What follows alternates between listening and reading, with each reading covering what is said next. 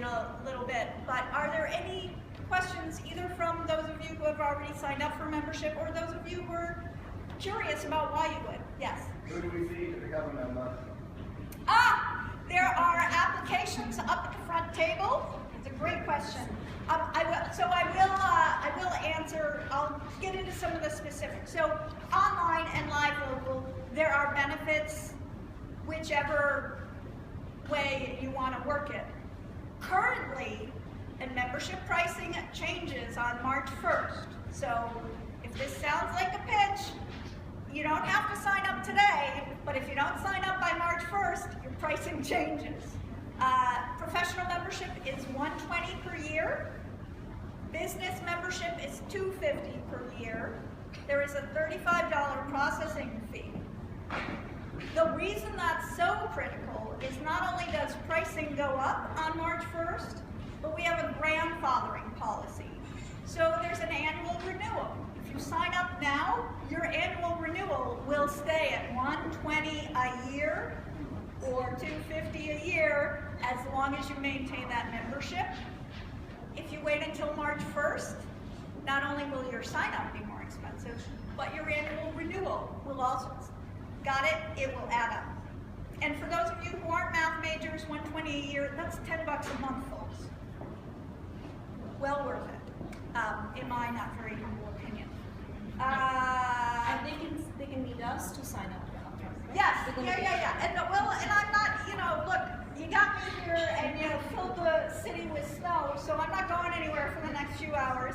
I was, by the way, born and raised in upstate New York, Canton, for those of you who are familiar with Canton, so I am used to snow, and I actually had a great time walking in it today.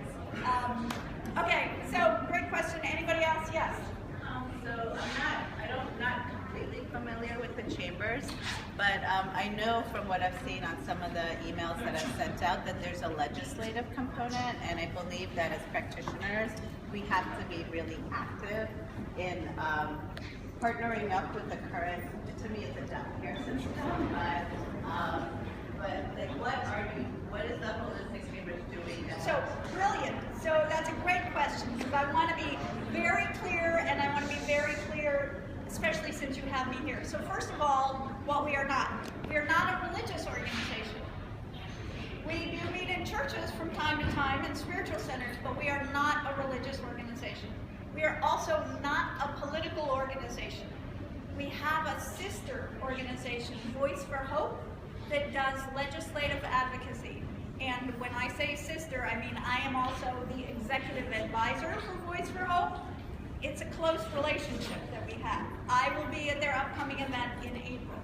However, the Holistic Chamber of Commerce is a business and professional organization, more like a trade organization than a political group.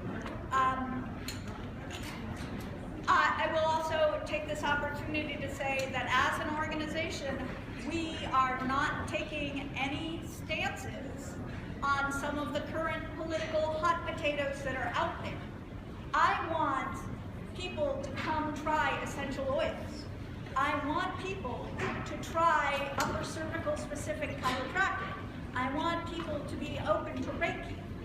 And if they put you in a box based on a political stance, they will close the door before they even open it.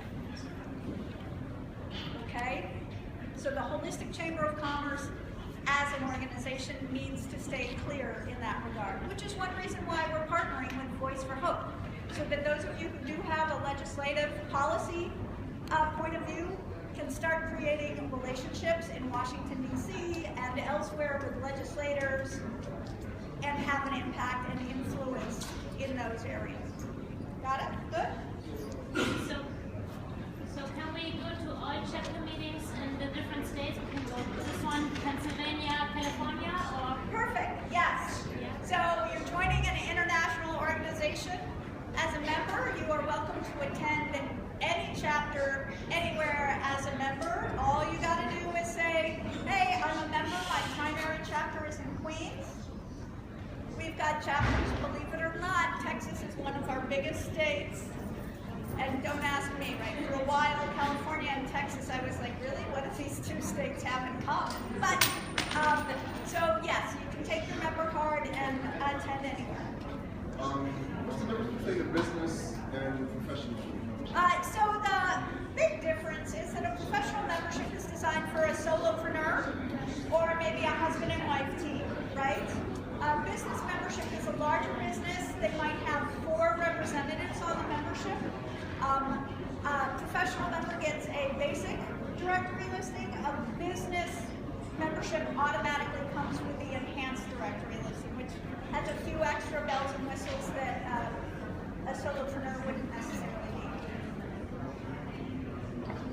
Anybody else? All right, so, yes, question. Yeah. What is this, my question? Just a question I already asked Nancy. She partially answered it. But let's say if I joined last year as a Manhattan and Brooklyn chapter. Correct. So we automatically go to Queens, or do I have to take any action steps to? So that's also a great question. So we are, I'm almost done, I promise. So we're actually in talks with currently 2-3 different people for new chapters in Manhattan. Manhattan is currently kind of mapped out for 3 chapters. And our intention will be to put them in different zones, right? So they're not all right on, that doesn't make sense. You need them in different neighborhoods, so to speak. So the old members have been transferred to Queens, but when new chapters open up, they'll have the option of shifting to something that's closer to them. And in the meantime, there's Queens and what we're doing online. So does that help? So I expect to have something official in Manhattan probably in the next 2 months. But it's not associated with any additional membership fees, right? Correct, yeah. Yes. My name is Jerry Mintz, and I'm the director of the Alternative Education Resource Organization.